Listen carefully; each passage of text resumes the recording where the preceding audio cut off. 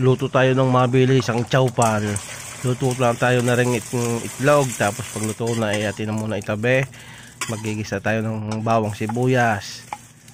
Tapos pag yun ay medyo brown na, lagyan natin yung giniling. At ating lutuin lang yan hanggang sa maging brown, golden brown. Pag ayos na, lagyan natin ang mixed veggies ng tamang dami lang, halo.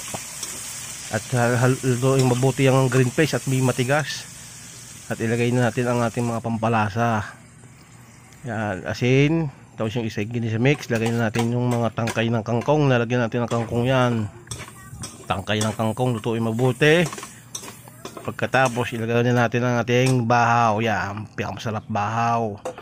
At durugin yung mabuti. At ayoko nang may mga bubong kanin. Lagyan na natin ng tuyo. At pagka okay na, haluin natin mabuti. Yan, napakasarap niyan. Lagyan natin ng oyster sauce para medyo may tamis-tamis ng kaunti. Lagyan natin yung ating piniritong itlog. At atin ang mamayang sisibakin yan. Pagka okay na, lagyan natin yung dahon ng kangkong. Yan. Tapos lalagyan natin ng ano yan mamaya, pampabango. Aring ang tag dito, yung sesame oil, pampabango lang. Kung wala naman kayo, okay lang, okay lang. Okay, may meron yung sa bahay naka-stock. At luto tayo na ring meatloaf na bigay ng kandidato. Bigay sa amin yan ay kaso'y talo, pero binuto ko yan. Yan, sibakin na natin.